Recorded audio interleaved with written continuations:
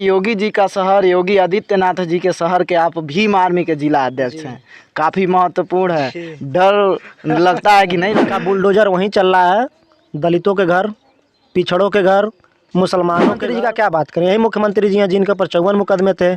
मुख्यमंत्री बनने के बाद अपने और अपने लोगों को मिला के 24,000 मुकदमा वापस। प्रशासन इतना जल्दबाजी में थी कि 80 की हत्या हुई और 80 के लोगों पर मुकदमा लिख के दलित समाज ही नहीं जुड़ पा रहा है। वो कह रहा है कि जब तक संगठन था तब तक तो ठीक था, अब अपना पार्टी बना लिए हैं आज़ाद समाज पार्टी, अब कह रहे हैं कि ये ठीक काम नहीं। तो रात में उसके गले को दबा के मारने का प्रयास किया गया, नहीं मरा तो कट्टे से आर्मी अपने जिस तेवर से पहचानी जाती है, हमको उसको वहाँ पे दिखाना पड़ा है कि हमारे लोगों के साथ अन्याय और अत्याचार हो रहा है। मैं 6 दलित बहनों के साथ आपसे मैं वादा करता हूँ कि आने वाला समय भाई चंद्रशेखर आज़ाद जी का होगा और आज़ाद समाज पार्टी भीम आर्मी का होगा और इस देश में दलित, पिछड़े, आदिवासी और मुसलमानों के साथ न्याय होगा।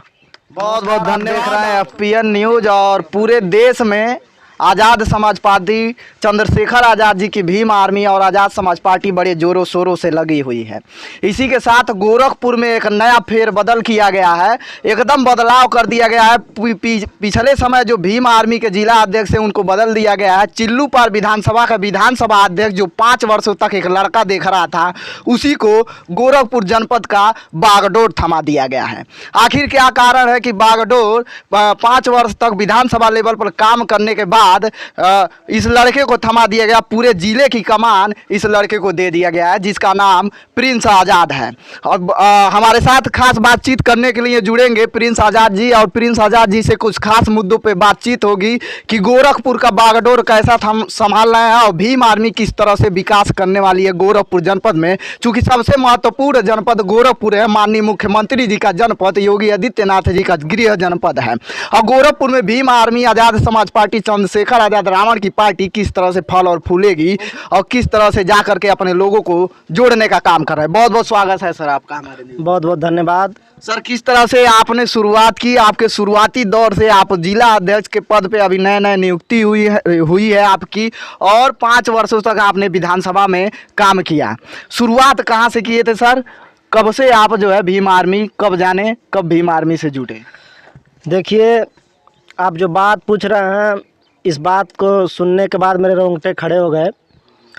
मैं 2017 में जब समाजवादी का सरकार ख़त्म हुआ, उत्तर प्रदेश में भाजपा का सरकार आया, उसी समय जहां से हमारे नेता, हमारे मुखिया बड़े भाई एडवोकेट चंद्रशेखर आज़ाद जी हैं जिस ज़िले से, उसी ज़िले में सहारनपुर में एक शब्बीरपुर गांव है, वहाँ एक बहुत बड़ी घटना हुई।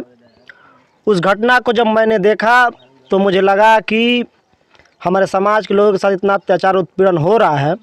उसी एक दिन बाद एक संगठन का नाम आया सामने, भीम आर्मी। तो मैंने यूट्यूब पर सर्च किया तो भीम आर्मी इस वक्त सहारनपुर के ज़िले में और अगल बगल के ज़िलों में अपना काम कर रही थी।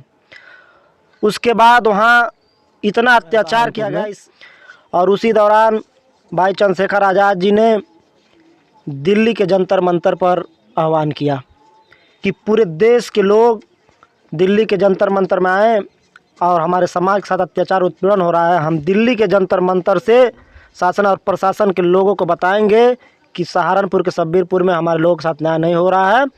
उस दौरान मैंने भी भाई चंद्रशेखर आज़ाद जी का वो ऑडियो सुना, बड़ा इमोशनल हुआ। और मैं कहूँ कि गोरखपुर से मैं पहला एक कार्यकर्ता हूँ जो भीम आर्मी के रूप में कि दिल्ली के जंतर मंतर में जाकर अपनी भागीदारी को दर्ज करवाया। मैंने उस महा आंदोलन का मैं एक जो है सिपाही था और मैं एक किनारे पड़ा होके भाई चंद्रशेखर आज़ाद जी को सुन रहा था। लगातार प्रशासन और पुलिस भाई चंद्रशेखर आज़ाद जी को छापेमारी करके अरेस्ट करना। पहली मुलाकात आपकी वहीं पे दिल्ली के जंतर मंतर पे हुई? दिल्ली के जंतर मंतर पे हुई।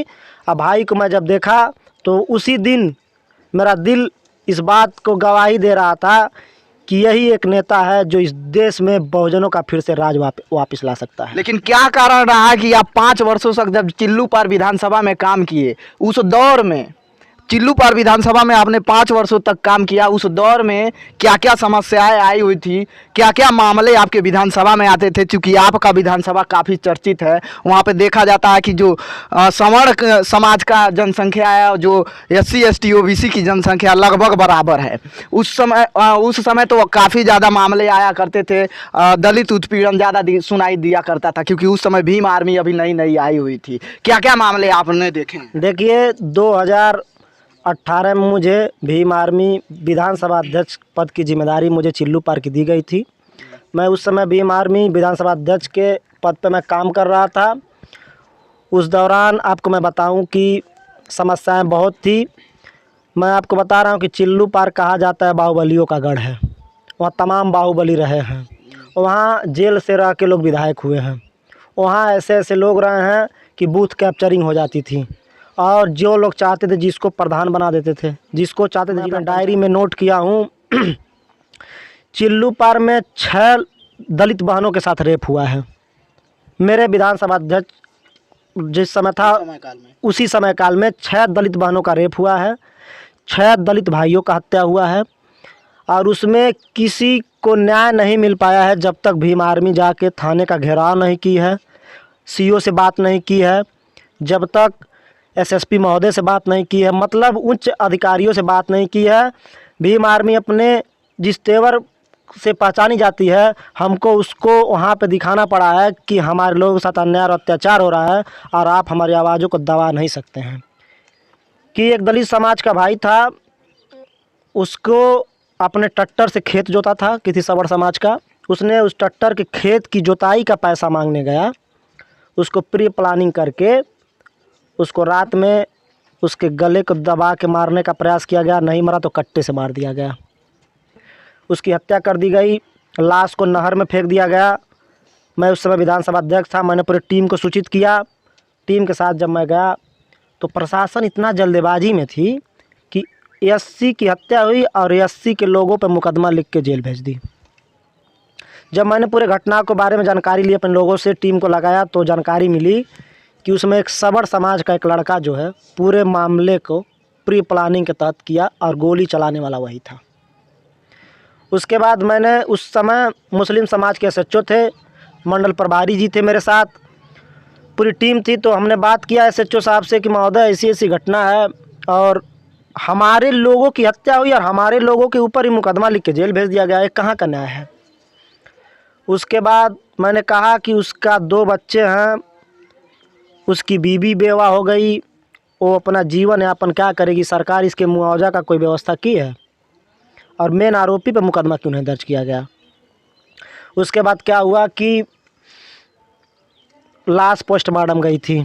लाश पोस्टमार्टम में आई, हमें लगा न्याय नहीं मिलेगा। हम लोगों ने सड़क पे बॉडी को रख के हम लोगों ने चक्का जाम किया और हम लोगों ने। लेकिन ये जनपद गोरखपुर में है। गोरखपुर में कहते हैं कि योगी जी का गढ़ है, कानून व्यवस्था बड़ा दुरुस्त है। बाबा का बुलडोजर गेयर में है, जहाँ पे भी अपराधी दिख रहे हैं सीधा बुलडोजर चढ़ने का काम कर रहा है। तो इसमें कहाँ तक सच्चाई है? देखिए, ये जो है मुख्यमंत्री जी का बुलडोजर वहीं चल रहा है। दलितों के घर, पिछड़ों के घर, मुसलमानों के घर, अगर आप देखेंगे उनके जाति के लोग, उनके रिश्तेदारी के लोग अगर उस कितने बड़े से बड़े घटना को अंजाम दें, उनके घर बुलडोजर नहीं चलेगा। बहुत से तमाम माफिया गुंडा पूरे प्रदेश में आप देख लीजिए, उनके ऊपर एक भी कार्रवाई नहीं हुई। अरे मुख्यमंत्री जी का क्या बात करें, यही मुख्यमंत्री जी हैं जिनके ऊपर 54 मुकदमे थे। मुख्यमंत्री बनने के बाद अपने और अपने लोगों को मिला के 24,000 मुकदमा वापस कर लिया गया इसी सरकार में। तो क्या इनके बारे में कहेंगे? देखिए, वोट दलित पिछड़े सबका ले रहे हैं, लेकिन विकास उन्हीं का हो रहा है जो अपर कास्ट के लोग हैं।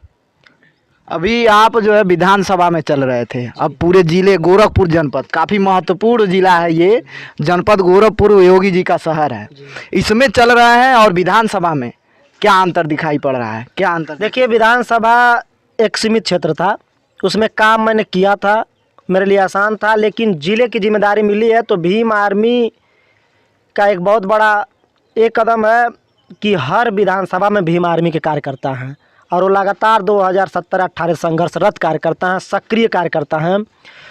और वो सारे कार्यकर्ता टच में भी हैं, पहले से भी टच में थे। तो ज़िले की जैसे ही बागडोर मिली है, मेरे लिए काम और आसान हो गया है।